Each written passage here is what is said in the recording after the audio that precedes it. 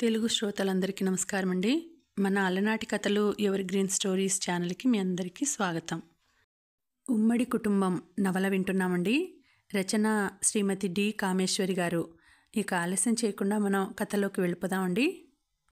Video చూసిన వెంటనే like చేసి షేర్ చేసి తప్పకుండా సబ్స్క్రైబ్ చేసుకోండి. మన ఛానల్ని బెల్ ఐకాన్ యాక్టివేట్ చేసుకోండి. రాధా, మొదటి రోజు కామన్ రూమ్లో ఎవరితో మాట్లాడకుండా మూల కూర్చున్న నిన్ను చూసిన మొదటి క్షణంలోనే నీలో ఏదో విలక్షణత ఉందని గుర్తించాను సుమా. రాధ ముంగురులు సవరిస్తూ అనురాగంతో అన్నాడు మాధవ్. ఏమిటో ఆ విలక్షణత, చిలిపిగా అంది రాధ. ఏమో ఫలానా అని అనుకోలేకపోయాను. అందరిలాంటిది కాదు అని. నీవు కట్టుకున్న అతి మామూలు వాయిల్ చీర, నుదుట ఎర్రని పెద్దని బొట్టు, చేతికి మట్టి గాజులన్నా లేకుండా, మెడలో నకిలీ హారమన్నా లేకుండా, నీ లేమితనం దాచుకోవడానికి ప్రయత్నించని నీ ఆత్మవిశ్వాసం నన్ను ఆశ్చర్యపరిచింది. కాలేజీలో లెక్చరర్గా చేరిన ఆమె నిరాడంబరంగా ఉందంటే లేమితనమా, ఫ్యాషనా అనిపించింది. కాలేజీలో చేరగానే ఒక నెల జీతం అన్నా తీసుకోకముందు చీరలు నగలు ఎక్కడి నుంచి వస్తాయి? అలా అని నాకేం తెలుసు. ఈ కాలం ఆడపిల్ల అంత సింపుల్గా ఉండటం ఆశ్చర్యంతో పాటు కుతూహలం కలిగించింది. నీ అందం అంతా, నీ కళ్ళు, నీలో ఉన్న సెక్సీనెస్ అంతా నీ పెదవుల వంపు అని చూసిన క్షణంలో గుర్తించాను సుమా. ఆ క్షణంలోనే మనసు పారేసుకున్నాను. ఆ పారేసింది నేను వెతికి జాగ్రత్త పరుచుకున్నానుగా. రాధ నవ్వింది. అతని మెడ చుట్టూ చేతులు బిగించి, మాధవ్, నాకు దొరికిన ఈ హృదయం నా నుంచి ఎప్పుడూ తీసుకెళ్ళిపోకు, ప్రామిస్, ఆర్తిగా అంటూ అతని మెడవంపులో మొహం దాచుకుంది. యూ సిల్లీ, కావాలని కోరి చేసుకుంది నీకు దూరం కావడానికా? ఏమో, ఈ పెళ్ళి మీ వాళ్ళెవరికీ ఇష్టం లేదు. అందరినీ కాదని ఎదిరించి చేసుకున్నావు. నాకెందుకో భయం. రాధా, మా తల్లిదండ్రులే కాదు, ఇంకో తల్లిదండ్రులు మాత్రం జాతి, మతం, కులం తెలియని అనాథ అమ్మాయిని పెళ్లాడడానికి ఒప్పుకుంటారా? మనం వాళ్ళ వీక్నెస్ అర్థం చేసుకోవడానికి ప్రయత్నించాలి. అందులో మా వాళ్ళు ఛాందసులు. వంశం, పరువు, ప్రతిష్ట వదులుకోవాలంటే వాళ్ళకి బాధేగా. అదే నా బాధ. ఈ పెళ్లితో వాళ్ళు అన్నింటితో పాటు నీకు దూరం అయ్యారనే నా ఆవేదన. నా అన్నవాళ్ళు లేకుండా పెరిగిన నేను అత్తలో అమ్మని, మామగారిలో తండ్రిని, నీ అన్నదమ్ముల అక్క చెల్లెళ్ళని తోబుట్టువులుగా చూసుకోవాలని మురిశాను. కబుర్లు చాలించు. ఎవరూ లేరని పెద్ద కబుర్లు. నిజంగా ఉంటే మీ ఆడవాళ్ళు మూతులు తిప్పుతారు. ఇంతకీ ఈ రాత్రంతా ముచ్చట్లతోనే గడుపుదామా? మీదకి లాక్కున్నాడు. ఏమిటంత గాబరా? 6 నెలలు ఆగినవారు అరగంట ఆగలేరా? రాధ కోపం నటించింది. అరక్షణం కూడా ఆగను అంటూ రాధ ఆధరాలు అందుకున్నాడు. అక్కయ్యా, ఓ అక్కయ్యా, 7 గంటలైపోయింది, లేవరేమిటి? తలుపులు బాదుతూ అరిచింది శారద. ఏ తెల్లవారుజాము 3 గంటలకో 4 గంటలకో మాధవ్, రాధ నిద్రలోకి జారి ఆదమరిచి నిద్రపోతుండగా శారద కేకలకి మెలకువ వచ్చింది. ఆ రోజు ఆదివారం, కాలేజీ లేదు. కొత్త దంపతులని హాయిగా నిద్రపోనీయకుండా తలుపులు బాదిన శారద మీద విసుగు, కోపం వచ్చాయి ఇద్దరికీ. తలుపు తీయకు అంటూ మళ్ళీ రాధని దగ్గరకు లాక్కున్నాడు మత్తుగా. ఓ అక్కయ్యా అంటూ మళ్ళీ బాధింది. మాధవ్ కోపంగా, ఈవిడగారెందుకు ఉదయమే అలా తలుపులు బాదుతోంది అంటూ విసుక్కున్నాడు. రాధ తప్పక లేచి చీర సవరించుకుని జుత్తు వేళ్లతో సవరించుకుని తలుపు తీసింది. ఏమిటక్కయ్యా, ఇంత పొద్దెక్కినా ఆడవాళ్లు పడుకుంటే ఇంటికి దరిద్రం అంట తెలుసా? చూడు, నేనప్పుడే స్నానం చేసేశాను. ఏరి బావగారు, ఇంకా పడుకున్నారా అంటూ లోపల చొరపడుతున్న అమ్మాయిని చూస్తూ విస్తుపోయింది రాధ. నలిగిన పక్క అడ్డదిడ్డంగా పడుకున్న మాధవ్ చప్పున ఆమె కంటే ముందు బెడ్రూమ్ దగ్గరికి వెళ్ళి తలుపులు చేరేసి, మీ బావగారు ఇంకా నిద్రపోతున్నారు, విసుక్కుంటారు లేపితే అంటూ వంట ఇంటి వైపు వెళ్ళింది రాధ. కాఫీ నే చేసేస్తా అక్కయ్య, నీవు మొహం కడుకురా అంది చనువుగా శారద. ఆ అమ్మాయి చనువు, కలుపుకోరుతనం ఇంకో అప్పుడైతే రాధకి బాగుండేదేమో కానీ, కొత్తగా పెళ్లి చేసుకుని మొదటి రోజున తన ఇంట్లో ఇంకో అమ్మాయి కాఫీ చేయడం ఏమిటి అనిపించింది. ఉదయమే వచ్చిందేమిటి ఇలా అనిపించి మనసులో విసుక్కుంది. ఏమనలేక ఏమనాలో తెలియక రాధ గాబరా పడింది. కాఫీ అది నేను చేసుకుంటాను కానీ నేను బాత్రూమ్ అది వెళ్ళాలి. అలా అంటే వెళ్ళిపోతుందేమోనని చూసింది. అదేం గుర్తించకుండానే నీకెందుకక్కయ్యా, నీవు బాత్రూంలోకి వెళ్ళి వచ్చేలోగా చేసేస్తాగా నేను అందే. నిస్సహాయంగా చూస్తూ రాధ బాత్రూంలోకి వెళ్ళింది. ఆ అమ్మాయిని చూడగానే మొదటిసారే రాధ ఆమెకి శరీరం పెరిగినంతగా మెదడు పెరగలేదన్నది గుర్తించింది.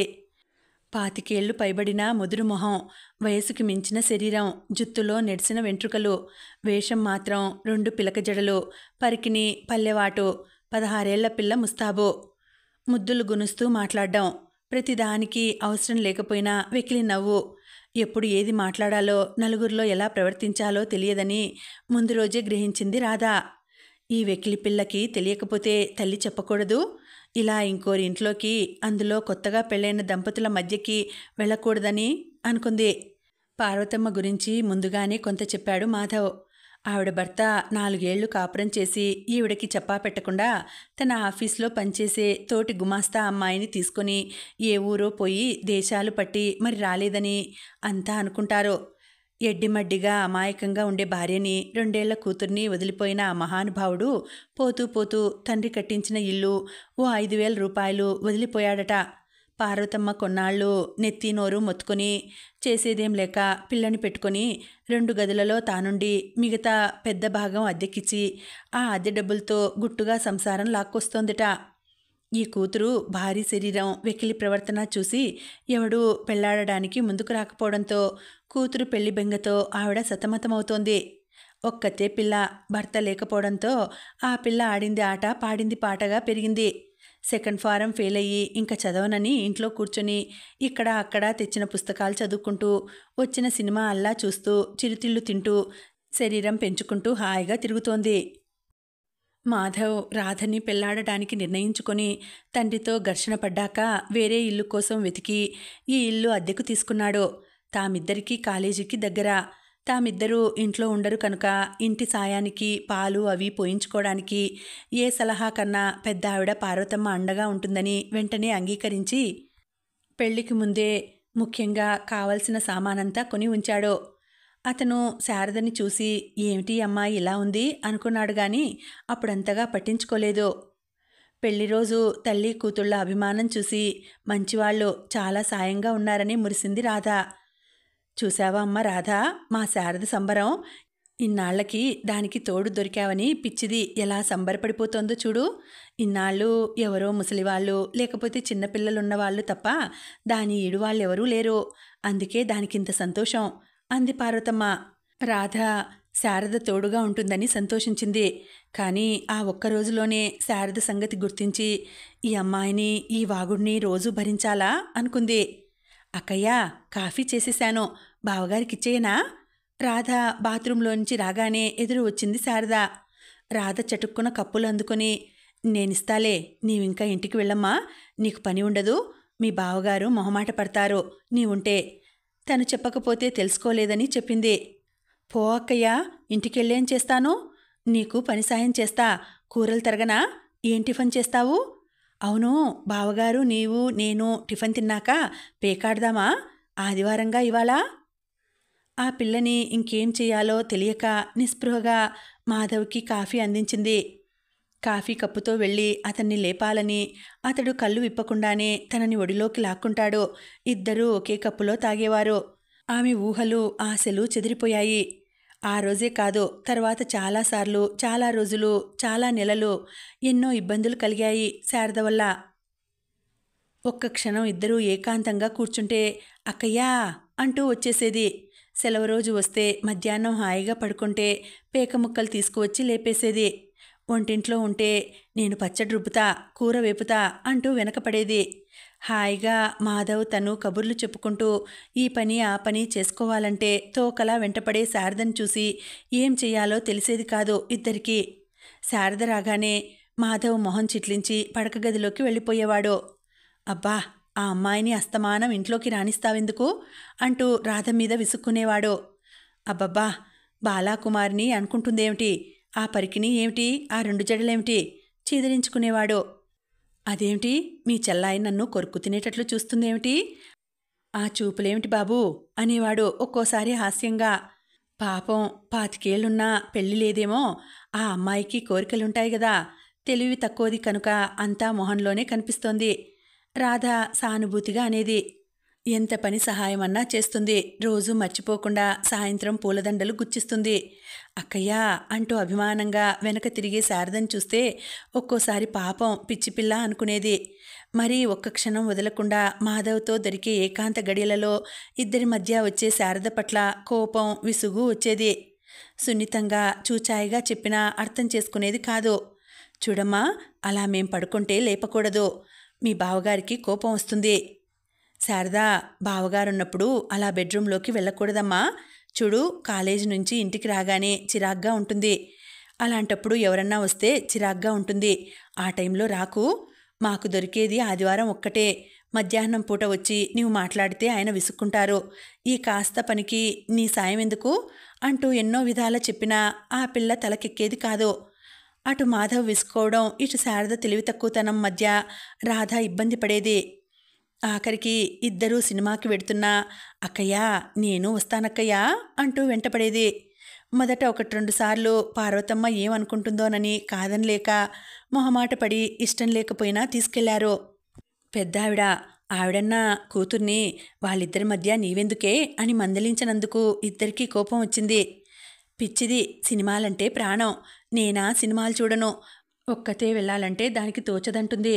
ఏదో మీరు వెళ్ళినప్పుడు కాస్త దాన్ని తీసుకెళ్ళండి నాయనా అంది. పైగా సినిమాకు వెడుతున్నట్లు తెలిస్తే వెంట పడుతుందని ఏ స్నేహితుల ఇంటికో బజారుకో అని చెప్పి వెళ్లారు. కొన్నిసార్లు నన్ను తీసుకెళ్లకుండా వెళ్ళిపోయారే అమ్మా అంటూ ఒకసారి తెలిసి ఏడ్చినంత పని చేసింది. ఎక్కడికెళ్ళినా ఇద్దరూ స్కూటర్ మీద వెళ్లకుండా మధ్య ఈవిడెందుకు మనకి అని విసుక్కునేవాడు మాధవ్. పాపం ఒక్కర్తీ వెళ్ళాలట. పోనీ రానిండి, ఆటోలో వెడదాం అని రాధ 2 సార్లు తీసుకెళ్ళింది. ఇదిగో ఆ బాలాకుమారి వస్తే నేను రాను, నీవు ఆవిడ వెళ్ళండి అనేవాడు మాధవ్ ఆఖరికి. అప్పటినుంచి దొంగతనంగా వెళ్లడం ఆరంభించారు ఇద్దరూ. తలుపులు తీసి ఉంటే లోపల జొరబడుతుందని తలుపులు మూసుకొని నిద్రపోతున్నట్టు చడీ చప్పుడు లేకుండా పనులు చేసుకునేవారు. ఒకసారి నిద్రపోతుండగా పిలిస్తే రాధ విసుక్కుందని ఏడుపు మొహంతో తల్లికి చెప్పింది. అయ్యో పిచ్చి మొద్దమ్మా, అది మనిషి కనపడితే ప్రాణం పెడుతుంది. ఏదో ఈడుదానివని నీ చుట్టూ తిరుగుతోంది. దాని రాత సరిగా ఏడిస్తే ఈ పాటికి పెళ్ళయ్యి పిల్లా పాపలతో కాపురం చేసుకుంటూ ఉండేది. ఇలా తోచక వీళ్ల వెంట వాళ్ల వెంట ఎందుకు పడుతుంది అంటూ నిష్ఠూరంగా మాట్లాడింది. రాధ ఏదో తప్పు చేసినట్లు తలదించుకుంది. అప్పటినుంచి ఏమన్నా అనాలన్నా భయం. మాధవ్ విసుకున్నప్పుడల్లా ఇదెక్కడి బాధ, అత్త ఆడబిడ్డల పోరు లేదనుకుంటే ఈ బెడద ఏమిటనిపించేది. అబ్బబ్బా రాధా, మీ చెల్లెలుగారి పోరు తప్పాలంటే ఇల్లు ఖాళీ చేయాల్సిందే. కానీ కాలేజీకి దగ్గరగా ఈ మాత్రం ఇల్లు మళ్ళీ దొరకదని ఆలోచిస్తున్నాను అనేవాడు. అబ్బా ఉందురు, ఏదో కాస్త విసిగించినా రేపు మనకి ఎంతో ఆసరాగా ఉంటారు రాధ సిగ్గుపడుతూ అంది నవ్వి. మై గాడ్, ఏమిటి అప్పుడే నెలకే మాధవ్ గాబరాగా అన్నాడు. ఎందుకంత భయం చిలిపిగా నవ్వింది. నిజం చెప్పు రాధా గాబరాగా అడిగాడు. లేదులేండి, ఇవాళ కాకపోతే రేపు పిల్లలు పుట్టరా? పుడితే ఎంచక్కా అమ్మమ్మ పిన్ని లేని లోటు తీరుస్తారు. నిశ్చింతగా వాళ్ల మీద వదిలి కాలేజీకి వెళ్ళవచ్చు. పాపం ఏదో వెర్రివాగుడు వాగుతుంది తప్ప చాలా అభిమానం ఉందండి. అయితే ముందే ప్లాన్ వేసి రెడీమేడ్ పిన్నిని తయారు చేసి ఉంచావన్నమాట. పిన్నమ్మ ఉంది కదా అని పిల్లని కంటాననకు. అప్పుడే నాడా దొరికిందని గోడా కొన్నట్టుంటుంది. ఇంకా మనం సెటిల్ అవ్వలేదు. 1 ఏడాది పిల్లల పర్వం వాయిదా వేద్దాం. ఇన్నాళ్ళు ఇంట్లో ఉండేవాడిని, ఒక్క వస్తువు కొనుక్కోలేదు. నీవు ఇంకా పర్మనెంట్ అవ్వలేదు. ఈ ఏడాది ఒకరి జీతం ఇంటి ఖర్చుకి, మరొకరి జీతం ఇంట్లో వస్తువులకి ఖర్చు పెట్టి అన్నీ సమకూర్చుకున్నాక తీరిగ్గా కందాం పిల్లల్ని. నయమే జ్ఞాపకం చేశావు. ఇవాళే టాబ్లెట్స్ తెస్తా. వద్దండి రాధ అయిష్టంగా అంది. నెల రోజులకే నా మీద ఇంట్రెస్ట్ పోయిందన్నమాట. అప్పుడే పిల్లల మీదకి మనసు పోతోందన్నమాట. అయితే మీ ఆడవాళ్ళు ఈ ప్రేమలు అన్నీ క్షణికాల్ హాస్యంగా నిష్ఠూరం ఆడాడు. వద్దు మాధవ్, అలా ఎప్పుడూ మాట్లాడకు. చూడు, నా గుండెలు చీల్చి చూడు, నీ రూపే కనిపిస్తుంది. నా నరనరాల్లో నీ పేరే వినిపిస్తుంది. ఈ శరీరంలో ఏ భాగాన్నైనా చీల్చి చూడు, ప్రతి అంగుళంలో నీ మీద ప్రేమ, కృతజ్ఞత కనిపిస్తుంది రాధ ఆవేశంగా అంది. యూ సిల్లీ, ఏమిటంత ఎమోషనల్గా మాట్లాడుతున్నావు? హాస్యానికంటే రాధని దగ్గరకు లాక్కొని అన్నాడు. రాధ కళ్ళు ఎందుకో చెమర్చాయి. మాధవ్, నేనంటూ ఉన్నన్ని రోజులు నీ మీద ప్రేమ పోదు. దుమ్ములో పొర్లాడవలసిన పువ్వుకి నీ హృదయంలో చోటిచ్చావు. అందుకు కృతజ్ఞత అయినా చూపనా మాధవ్? ఈ ప్రపంచంలో నీవు నీ ప్రేమ ఉంటే నాకింకేం అక్కర్లేదు మైమర్పుగా అంది. మాధవ్ రాధని గట్టిగా గుండెలకి హత్తుకున్నాడు. ప్రేమించడంలో కంటే ప్రేమించబడడంలో ఎంతో గర్వం, ఆనందం ఉంటుంది అనుకున్నాడు. వారిద్దరి మధ్య ప్రేమానురాగాలు శాశ్వతమని ఒకరికొకరం అనుకుని మురిసే జంటకి అనుకున్నట్లంతా అయితే ఇంక నా ఉనికిని మీరు విస్మరిస్తారు. మీ జీవితాలు మీ చెప్పు చేతుల్లో లేవు, నా చెప్పు చేతుల్లో ఉన్నాయి సుమా అని నిరూపించడానికన్నట్టు వారిద్దరి జీవితాల్లో మాధుర్యాన్ని హరించి ఇద్దరి జీవితాల మీద విధి దెబ్బతీసింది. ఆ రోజు వాళ్ల రెండో వెడ్డింగ్ యానివర్సరీ. ఆ రోజు ఇద్దరూ ఇంట్లో వంట చేసుకోకుండా హాయిగా పెద్ద హోటల్లో భోజనం చేసి రెండో ఆట సినిమాకి వెళ్ళి రావాలని ప్లాన్ చేసుకున్నారు. తెల్లటి జరీ చీర బహుమతిగా తెచ్చాడు మాధవ్. ముత్యాల హారం, ముత్యాల దిద్దులు పెట్టుకుని మెరిసిపోతోంది రాధ తెల్ల చీరలో. మాధవ్కి తెల్లటి పైజామా, లక్నో కుర్తా కొని తెచ్చింది రాధ. ఇద్దరూ కొత్త బట్టలు కట్టుకుని పౌర్ణమి నాటి వెన్నెలలో, ఆ వెన్నెలలో హోటల్లో భోంచేసి స్కూటర్పై వెళ్ళి సినిమా చూశారు. ఆ ఇద్దరి ఆనందానికి చిన్న కొరతలా వారు కావాలనుకున్న ఏడాదిగా రాధ కోరిక తీరడం లేదు. 1 ఏడాది వద్దన్నారు. చూశారా, కావాలన్నప్పుడు పుట్టడానికి మన చేతుల్లో ఉందా? వద్దనుకోవడానికి వీలుంది, కానీ కావాలనుకోవడం మన చేతుల్లో లేదని అర్థమైందా అంటుంది ఎన్నోసార్లు నిరాశగా. మాధవ్కి ఇప్పుడు ఇంట్లో పసిపాప కావాలని ఎంతో అనిపిస్తోంది. అనవసరంగా వద్దనుకొని ఆలస్యమైంది అని అనిపిస్తుంది అతనికి. 2 ఏళ్లు నిండినా ఆ రోజు ఇద్దరూ ఎంతో సంతోషంగా తిరుగుతున్నా ఆ వెలితి ఇద్దరి మనసుల్లో పూడ్చలేనంతగా అనిపించింది. అర్ధరాత్రి 12 అయింది. సినిమా విడిచిపెట్టేసరికి పుచ్చపువ్వు లాంటి వెన్నెల చల్లటి గాలి వీస్తుంటే స్కూటర్ మీద అతని నడుం చుట్టూ చేయి బిగించి వీపు మీద తల ఆంచి మాధవ్ అంది మత్తుగా. మై గాడ్, నన్ను స్కూటర్ నడపనిస్తావా? ఇంటికెళ్లే వరకన్నా ఆగలేవా అన్నాడు కొంటెగా. చీపో, వీపు మీద ముద్దు పెట్టింది రాధా. ఏయ్, ఇది రోడ్డు, ఏమిటా సరసం? చూడడానికి ఎవరూ లేర్లే మాధవ్. ఈ వెన్నెల, ఈ చల్లగాలి, నీవు, స్వర్గం ఇంకెక్కడో లేదు మాధవ్.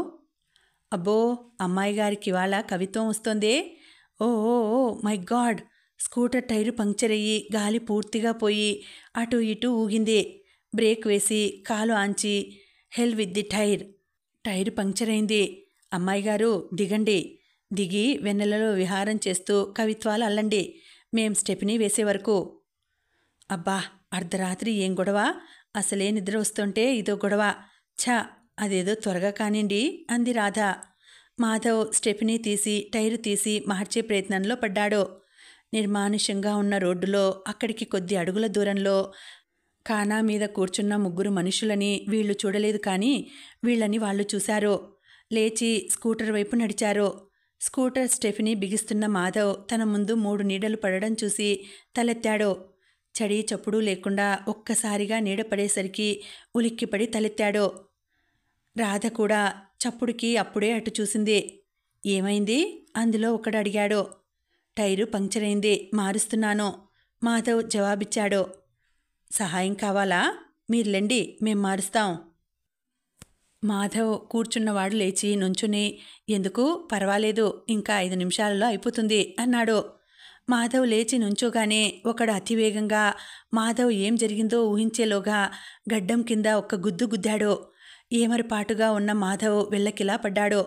రాధ కెవ్వుమనబోయింది. ఒకడు చటుక్కున రాధ నోరు మూసి 2 చేతుల మధ్య రాధని కదలకుండా పట్టుకున్నాడు. మాధవ్కి ఆ 3 గూండాలని అర్థమై లేవబోతుంటే పొట్టలో ఒకటి గుద్దాడు. ఆ దెబ్బకి మాధవ్ తట్టుకోలేక పొట్ట పట్టుకొని కూలబడిపోయాడు. రాధ అరవబోయింది. నోరు నొక్కేసి గింజుకుంటున్న రాధని మరింత గట్టిగా బిగించి పట్టుకున్నాడు. కింద పడిన మాధవ్ని ఇష్టం వచ్చినట్లు ఎడాపెడా 4-5 దెబ్బలు కొట్టడంతో మాధవ్ ఆ తాకిడికి తట్టుకోలేక ప్రతిఘటించలేక చలనరహితంగా ఉండిపోయాడు. మూడోవాడు చకచక మాధవ్ జేబులు వెతికి పర్సు, వాచీ తీసుకొని నోట్లో ఒక రుమాలు కుక్కి ఇంకో రుమాలుతో చేతులు వెనక్కి కట్టి మాధవ్ని రోడ్డు పక్కకి లాగేశాడు. స్కూటర్ చెట్టు పక్కకి లాగాడు. ఒకడు రాధని పట్టుకుంటే మరోడు రాధ వంటినున్న నగలన్నీ ఊడలాగి జోబులో వేసుకున్నాడు. వాచి కూడా విప్పేశాడు. రాధకి భయంతో బాహ్య స్మృతి పోయింది. కళ్ల ముందు మాధవ్ చావు దెబ్బలు తిని పడిపోవడం చూసి భయంతో ఆమె నిశ్చేష్టురాలైంది. వస్తువులు లాక్కుంటుంటే నగల కోసం ఇంత పని చేస్తున్నారని నగలన్నీ తీసేసుకోండి, తీసుకుని వదిలిపెట్టండి అన్నట్టు చేతులు జోడించి సౌజ్ఞ చేసింది. అంతవరకు కేవలం డబ్బు నగలు దొంగతనం చేసే ఉద్దేశం ఉన్నా ఆ గూండాలు ఆ వెన్నెల వెలుగులో తెల్ల చీరతో మెరిసిపోతున్న రాధని చూడగానే వాళ్ళ మనసులో అప్పటికప్పుడు కొత్త ఆలోచన మెదిలింది. ముగ్గురు కూడబలుక్కున్నారు. కాళ్ళు చేతులు కొట్టుకు గింజుకుంటూ ఉన్న రాధని ముగ్గురు రోడ్డు పక్క ఖాళీ స్థలంలో చెట్ల చాటుకి తీసుకెళ్లిపోయారు. జరిగే ఘోరం చూడలేనన్నట్టు చంద్రుడు మబ్బుల చాటుకి వెళ్ళిపోయాడు. సగం సగం స్మారక స్థితిలో ఉండి జరుగుతున్నది చూడక తప్పలేదు మాధవ్కి. కదల్లేక అరవలేక వాళ్ళంతా చితికిపోయి ముక్కులోంచి రక్తం కారిపోతుంటే రాధపై జరుగుతున్న అత్యాచారాన్ని ఏ విధంగానూ ఆపలేని మాధవ్ కొంతసేపటికి పూర్తిగా స్పృహ కోల్పోయాడు. తెల్లారేసరికి ఊరంతా ఈ వార్తతో గుప్పుమంది. రోడ్డు పక్కన పడి ఉన్న భార్యాభర్తల్ని ఎవరో లారీ వాళ్ళు చూసి తీసుకెళ్లి ఆసుపత్రిలో పడేశారు. మాధవ్కి మొహం పైన గాయాలు తగిలాయి. ఎడం చెయ్యి విరిగింది. ముక్కులోంచి చాలా రక్తం పోయింది. రక్తం ఎక్కించాల్సి వచ్చింది. రాధని ఘోరంగా మానభంగం చేసినట్లు డాక్టర్లు గుర్తించారు. పోలీసులకి కంప్లైంట్ ఇచ్చారు. ఉదయం 6 గంటలకి ముందుగా రాధకి తెలివి వచ్చింది. ఆమె శారీరకంగా కంటే మానసికంగా ఎక్కువ దెబ్బతినటంతో షాక్కి తెలివి తప్పింది. తెలివి వస్తూనే మాధవ్ మాధవ్ అంటూ కలవరించింది. పూర్తిగా తెలివి వచ్చి జరిగింది గుర్తురాగా బోరున విలిపించింది. మాధవ్ మాధవ్ మాధవ్ ఏడి, నన్ను చూడనీయండి అంటూ డాక్టర్లు వారిస్తున్నా వినకుండా అతని దగ్గరికి తీసుకెళ్లే వరకు ఊరుకోలేదు. మంచం మీద ఒంటి నిండా కట్లతో తెలివి లేకుండా పడి ఉన్న మాధవ్ని చూస్తూనే అతని మీద వాలిపోయి ఏడవసాగింది. మాధవ్కి రక్తం ఎక్కిస్తున్నారు, కదల్చకూడదని ఆమెని నర్సులు బలవంతంగా లేవదీసి తీసుకెళ్లిపోయారు. నన్ను వదలండి, మాధవ్ని వదిలి నేనుండను, నన్నిక్కడే ఉండనియండి అంటూ పక్కనే ఉన్న కుర్చీలో కూలబడింది. ఆమె అసలు నించోలేని స్థితిలో ఉంది. కాళ్ళు వణుకుతూ కళ్ళు తిరుగుతున్నట్టున్నా బలవంతంగా కూర్చుంది. ఈలోగా పోలీసులు వచ్చి వివరాలు అడిగారు. తమ పరువు ప్రతిష్ట అన్నీ మంటగలిపిన ఈ దుర్ఘటన గురించి చెప్పకుండా ఉండలేని పరిస్థితిలో పడింది. ఎవరికీ తెలియకుండా జరిగితే తమలో తాము బాధపడవచ్చు. తెలివి తప్పిన స్థితిలో ఆసుపత్రిలో చేర్చాక పోలీసు కేసయ్యాక వివరాలు ఎలా దాచగలరు? మానభంగం జరిగిన అవమానం కంటే దాన్ని గురించి నలుగురి ముందు వెల్లడించుకోవడం, ఊరు వాడా ఈ సంగతి తెలియడం, పేపర్లలో వార్తలు వస్తాయి. శరీరానికి జరిగిన ఈ మానభంగం కంటే నలుగురి ముందు బతుకు బట్టబయలు అయిన అవమానభంగం ఎక్కువ కష్టం కలిగించింది రాధకి. చెబుతూ ఇన్స్పెక్టర్ మొహం చూడలేక, డాక్టర్ మొహం చూడలేక తలదించుకుని కన్నీళ్లు కారుస్తున్న రాధని చూసి లేడీ డాక్టర్ ఓదార్పుగా భుజం తట్టి, take it easy, we are all with you, అవమానం మా అందరిదీనో అంటూ ఇన్స్పెక్టర్తో దోషులని పట్టుకొని శిక్షించాలని ఆవేశంగా అంది. Inspector we will try our best madam అన్నాడు. రాధ ఉద్యోగస్తురాలని, ఏ దిక్కు మొక్కు లేని ఏ ఆడవాళ్ల కేసులో అయితే తీసుకోకపోయినా పర్వాలేదు కానీ ఇలాంటి ఉన్నత కుటుంబం స్త్రీపై జరిగిన ఈ అత్యాచారాన్ని చూసి చూడనట్లు ఊరుకోవడానికి వీల్లేదని అతనికి తెలుసు. ఎన్ని యుగాలు గడిచినా ఆడదాన్ని ఆట వస్తువుగా, విలాస వస్తువుగా వాడుకునే ఈ పురుష ప్రవృత్తి ఇంకెన్ని యుగాలకి మారుతుందో. ఒక ఆడదానికి ఈ సమాజంలో ఉన్న రక్షణ ఏమిటి? భర్త పక్కనున్న ఇంత ఘాతుకం చేస్తే పురుష అండలేని స్త్రీల గతి ఏమిటి? ఎంత అభ్యుదయం సాధించామనుకున్నా స్త్రీ ఒంటరిగా ఈనాటికి బతికే రక్షణ లేని జీవితం. మనం సాధించిన ప్రగతి ఏమిటి? ఇంత ఘాతుకంగా, ఇంత కిరాతకంగా ఓ ఆడదాన్ని అనుభవించే ఆ విధవలకి దొరికే ఆనందం ఏమిటో? సెక్స్ అంటే పైశాచిక కామమా? అదో సున్నితమైన తీయని అనుభూతి కావాలి గాని పైశాచిక కృత్యం జరిపేవాళ్ళు రాక్షసులు కాక మనుషులా? కీచకులు, రావణులు అన్ని యుగాలలోనూ ఉంటారు కాబోలు. ఇన్స్పెక్టర్, ఈనాడు ఈమె, ఇంకో రోజు ఇంకో స్త్రీ, ఇలా ఎన్ని మానభంగం కేసులు వస్తున్నాయో తెలుసా? ఈ మానభంగం జరిగిన స్త్రీల గతి ఏమిటి?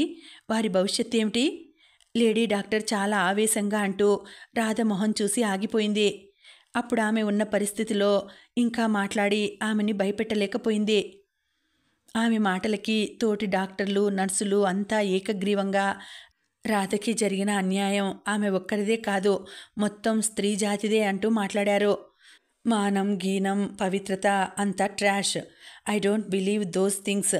కానీ ఒక స్త్రీని ఇష్టం లేకుండా అంత క్రూరంగా చెరచడం మాత్రం అమానుషం. పశుత్వం ఉపయోగించి బలప్రయోగంతో ఒక స్త్రీని అనుభవించే హక్కు వాళ్ళకేముంది? మనకు చెందిన ఏ వస్తువన్నా ఇంకోరు దొంగలిస్తే ఊరుకోం. అలాంటిది ఒక స్త్రీని ఇలా అవమానం పాలు చేసిన వాళ్ళని చట్టం ఉరితీసినా పాపం లేదంటాను. జైలు శిక్ష కాకుండా హత్య చేసిన వాడికి విధించే ఉరిశిక్ష లాంటిది విధించాలంటాను. హత్య చేస్తే మనిషి ఒక్కసారి చస్తాడు. కానీ ఇలా మానభంగం జరిగిన స్త్రీ రోజు రోజుకి చచ్చే పరిస్థితి మన సమాజం కల్పిస్తుంది. అంచేత హత్య కంటే తక్కువ నేరం కాదంటాను. లేడీ డాక్టర్ చాలా ఆవేశంగా అరిచింది. అక్కడున్న డాక్టర్లు, పోలీసులు, పురుషులైన అందరూ తలదించుకున్నారు.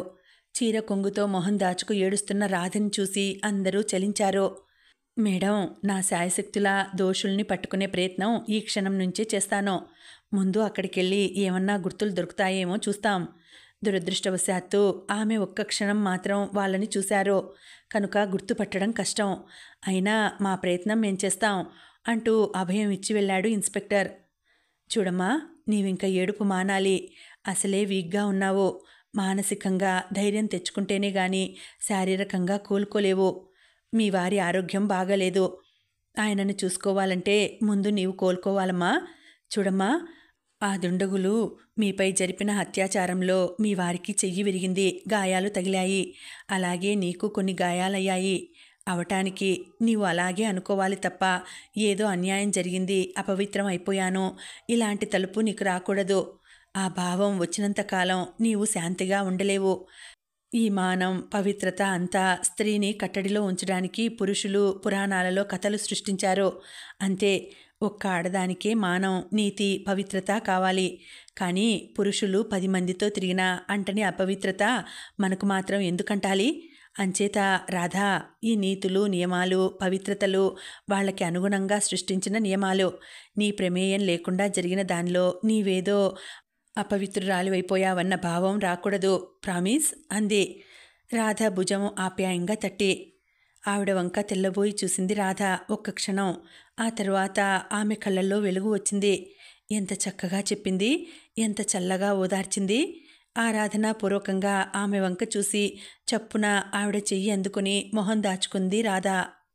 లేడీ డాక్టరు రాధ తల ఆప్యాయంగా నిమిరి నవ్వి చెయ్యి నొక్కి, వస్తానమ్మా, పనంతా అలాగే ఉండిపోయింది. ఏమిటో ఆడవాళ్ళకి ఏ అన్యాయం జరిగినా ఊరుకోలేని వీక్నెస్ నాది. నా చేతుల్లో చట్టం ఉంటే ఇలాంటి వెధవల్ని ఉప్పు పాత్ర వేయమనేదాన్ని. ఆడదంటే ఆటబొమ్మ అనుకుంటారు. ఇలాంటి కేసులు చూసినప్పుడల్లా రోజంతా ఏదో అశాంతి, ఆవేశం కలుగుతాయి. ఏం చేయగలం మనం? ఆవేశపడడం తప్ప. నిట్టూర్చి రాధకి చెయ్యి ఊపి వార్డులోంచి వెళ్ళిపోయింది. ఎంత చక్కటి మనిషి ఆ భారీ విగ్రహం. తెల్లటి తెలుపు, హుందాగా, గంభీరంగా, పవిత్రంగా, తెల్లటి బట్టలతో స్టెతస్కోప్ మెడలో వేసుకున్న ఆమెను చూస్తే శాంతి దూతలా అనిపించింది. ఆమె మాటలతో తన మనసులో భారం తగ్గి తేలికైనట్లు అనిపించింది. మర్చిపోవాలి, ఈ పీడకల మర్చిపోవాలి అనుకుంది.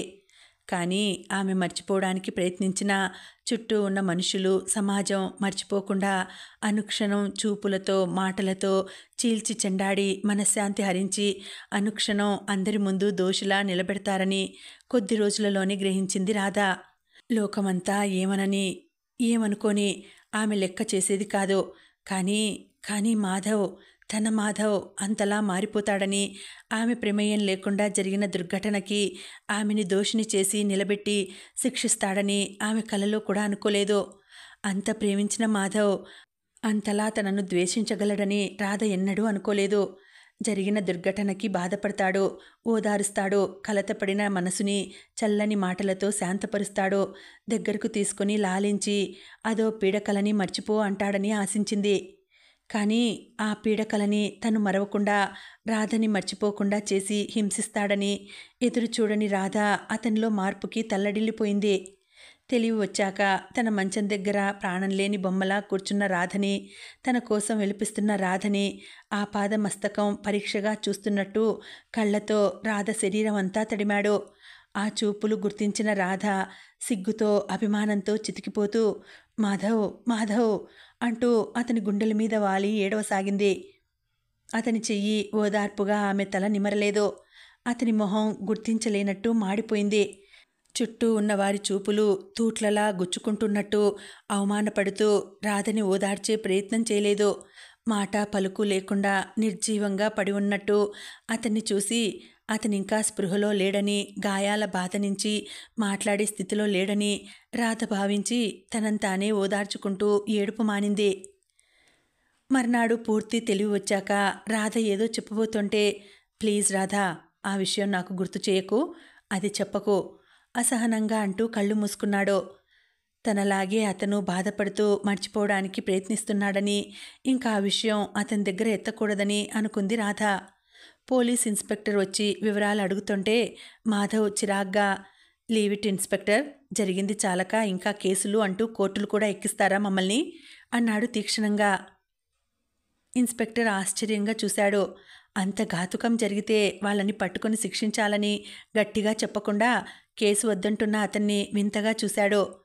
మీ స్కూటర్ లేదక్కడ, నగలు వాచి అన్నీ పోయాయని చెప్పారు మీ మిస్సెస్, ఇన్స్పెక్టర్ అన్నాడు.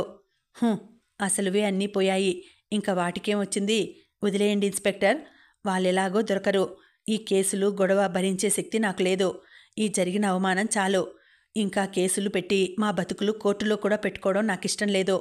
మమ్మల్ని ఇలా వదిలేయండి అన్నాడు మాధవ్. ఇంకా ఉందండి, కథ కొనసాగుతుంది.